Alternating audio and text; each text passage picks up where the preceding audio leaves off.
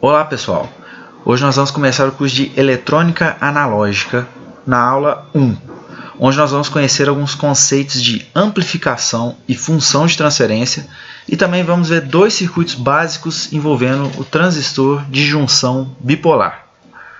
Bom, a amplificação, amplificar um sinal consiste em aumentar a sua amplitude sem modificar suas demais características. Ou seja, se a gente tem um sinal representado aí pela curva em vermelho e a gente deseja amplificar esse sinal, a gente deve aumentar a sua amplitude sem alterar a forma de onda, a frequência nem a fase desse sinal.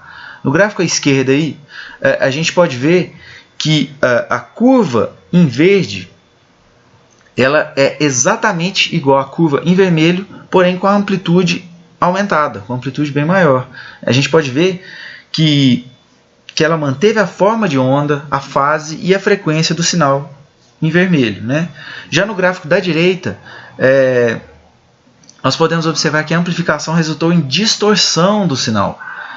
A gente pode ver pela forma de onda que está totalmente diferente, que está bem diferente aí da curva em vermelho. Com isso, nós amplificamos, porém distorcemos esse sinal. Então, o objetivo da amplificação é pegar um sinal e só aumentar a sua amplitude, mantendo as outras características desse sinal. Bom, outro conceito interessante é o de função de transferência, que representa a relação entre entrada e saída de um sistema. Sendo assim, se a gente tem um sistema em que a entrada é VI e a saída é VS, a função de transferência desse sistema ela vai ser VS dividido por VI, ou seja, o sinal de saída dividido pelo sinal de entrada. E se esse sistema for um amplificador, então a função de transferência ela vai ser um valor constante, que é geralmente chamado de ganho do amplificador. Por exemplo, se a gente tem um amplificador com sinal de entrada de 1 volt e na saída a gente tem um VS igual a 5 volts, significa que o ganho do amplificador é 5 dividido por 1, que é VS sobre VI, é igual a 5. Né? Então o ganho desse amplificador, que tem uma entrada de 1 volt e a saída de 5, é igual a 5. Bom, depois de entender esses conceitos básicos aí, é hora da gente relembrar um pouco o que foi visto de transistores na disciplina de eletrônica básica. Nessa aula eu vou resumir bastante o que foi visto, mas vou deixar um vídeo que explica com mais detalhes o funcionamento de transistores. Esse vídeo eu vou deixar ele lá na plataforma para vocês acessarem. Bom, o que a gente precisa lembrar dos transistores é que eles são dispositivos eletrônicos compostos aí de base, coletor e emissor, em que a corrente da base ela controla o fluxo de corrente entre coletor e emissor. É aquele exemplo básico que vocês viram da torneira que foi visto na disciplina de eletrônica básica. Bom, e a relação entre a corrente de base e a corrente de coletor ela é dada por uma variável beta, chamada beta-cc, que é o ganho em corrente contínua. Que a gente pode ver aqui por essa fórmula. E além disso, né, como vocês viram, o transistor ele é composto por junções de diodos. Por isso, a gente sempre vai usar que a queda de tensão entre base e emissor, em qualquer cálculo, a gente vai considerar sempre igual a 0,7. Outra observação importante é que a corrente de emissor ela tem aproximadamente o mesmo valor da corrente de coletor. Por isso, nesse curso, nós vamos considerar sempre que a corrente de emissor ela é igual à corrente de coletor, para simplificar os cálculos. Bom, depois de lembrar aí os principais conceitos dos transistores, vamos às duas operações básicas aí dos transistores, né? O primeiro circuito ele mostra o funcionamento do transistor como uma chave eletrônica, ou seja, é um dispositivo que é acionado eletronicamente para abrir ou fechar um circuito. Para que a gente entenda o funcionamento do transistor como chave eletrônica, a gente vai ter que relembrar a operação do transistor em duas regiões distintas, que são a região de corte e a região de saturação. Bom, na região de corte, a tensão na fonte da base ela é sempre igual a zero. Tensão VBB ela é zero. A gente assume que essa tensão ela é zero. Com isso, não tem corrente na base. Como não tem corrente na base, então a corrente no coletor também vai ser zero.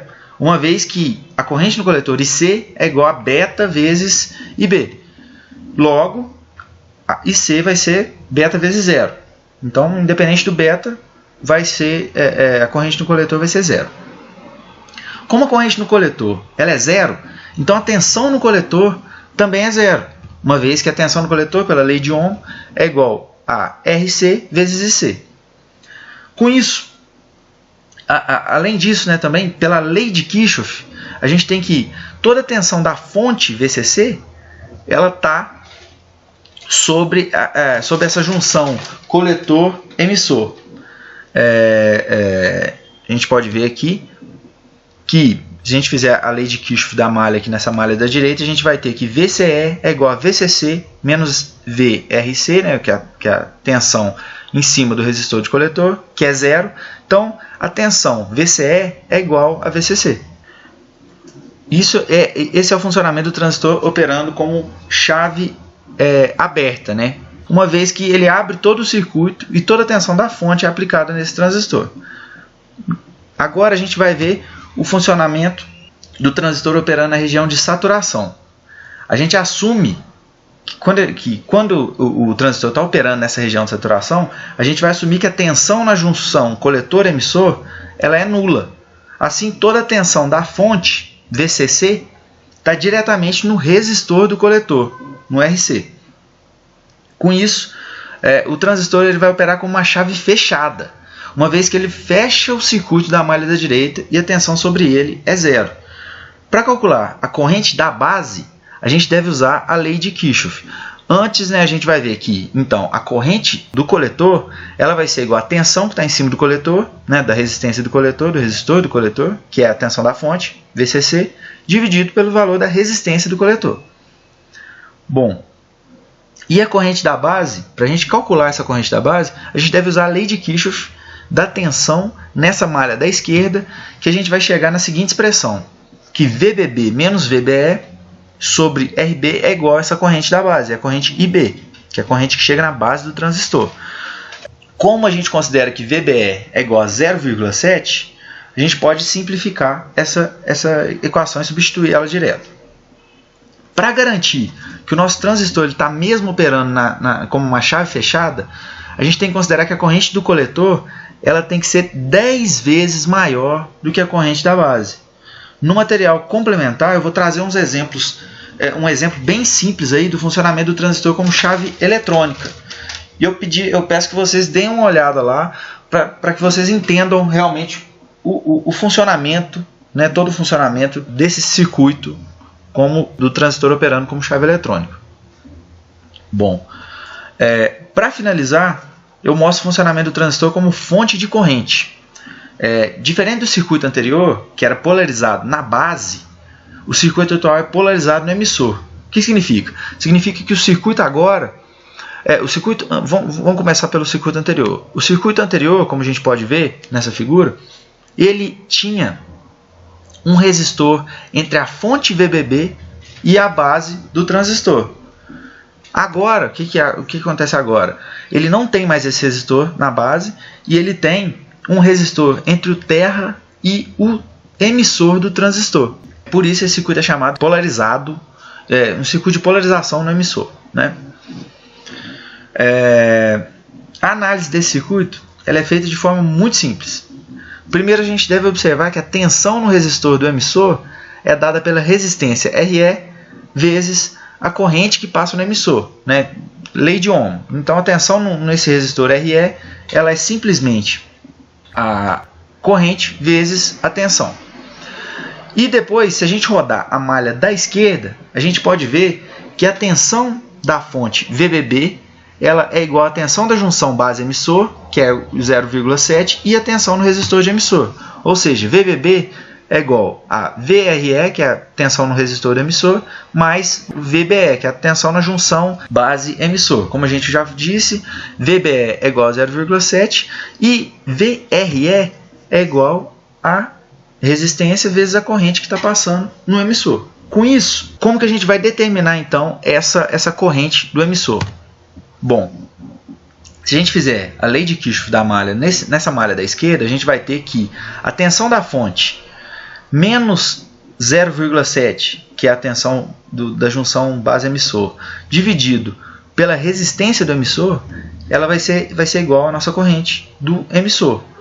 E como a gente está considerando que a corrente de coletor ela é igual à corrente de emissor, independente do valor do resistor que a gente tiver no coletor, a gente vai ter uma corrente na malha da direita, vai ser a mesma. Né? A gente vai ter uma corrente IE, que por sua vez vai ser igual a IC, que vai sempre depender apenas de VBB e RE.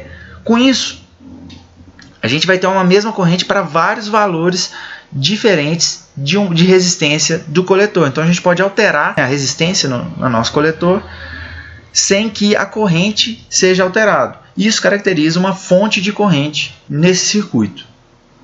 No material complementar, eu também trago exercícios simples do funcionamento do transistor como fonte de corrente. E eu peço que vocês deem uma olhada, porque esses exercícios vão facilitar bastante na hora das resoluções, das atividades. Para que vocês consigam resolver tranquilamente a lista, seria muito interessante que vocês dessem uma olhada nos exemplos ali tratados no material complementar da semana. Bom, então é isso. Nós nos vemos aí na próxima aula, onde eu vou trazer para vocês circuitos com polarização de transistores. Não se esqueçam de resolver aí os exercícios da semana, né, as atividades semanais aí. Qualquer dúvida, nós estamos à disposição. E é isso. Até mais.